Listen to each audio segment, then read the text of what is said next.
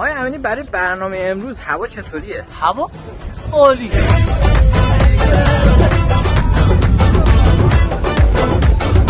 به چه طوفانا